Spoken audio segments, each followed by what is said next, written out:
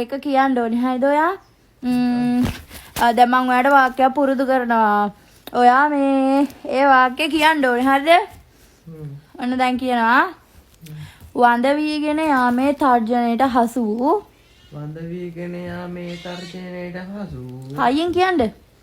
වඳ වීගෙන යාමේ තර්ජනයට හසු උබර් වර්ගයේ කුශලාභී මන්ද පෝෂිතයෙක්.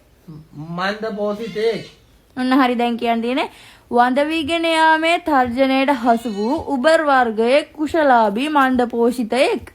වඳ වීගෙන යාමට හසු උබලාභී වඳ වීගෙන යාමේ තර්ජනයට හසු උබර් වර්ගයේ මන්ද පෝෂිතයෙක්. වඳ වීගෙන යාමට ලකු උබර් වර්ගයේ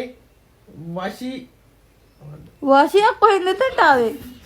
අනේ පැටලෙනවනේ. වඳ වීගෙන යාමේ තර්ජනයට හසු වූ උබර් වර්ගයේ කුශලාභී මන්ද පෝෂිතයෙක්. වඳ වීමට තර්ජනයට හසු උබර් වර්ගයේ කුශලාභී මන්ද පෝෂිත.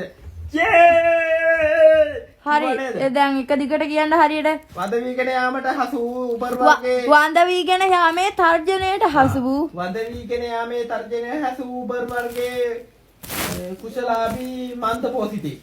වඳ වීගෙන යාමට හසු උබර් වර්ගයේ තර්ජනය වඳ වීගෙන යාමේ තර්ජනයට හසු උබර් වර්ගයේ කුශලාභී මන්ද පෝෂිතේ. හරි දැන් දෙන්නම එකට. වඳ වීගෙන යාමේ තර්ජනයට හසු වූ වඳ වීගෙන යාමේ තර්ජනයට හසු උබර් වර්ගයේ කුශලාභී මන්ද පෝෂිතයෙක්. කුශලාභී මන්ද පෝෂිතේ. හරි දැන් කියන්න. හඬ නගා එකසේ. මොකද්ද පළවෙනි කෑල්ල? මට මතකුණා. වඳ වීගෙන යාමට හසු උබර් වර්ගයේ කුශලාභී මන්ද පෝෂිතයෙක්. හරිද මැඩම්?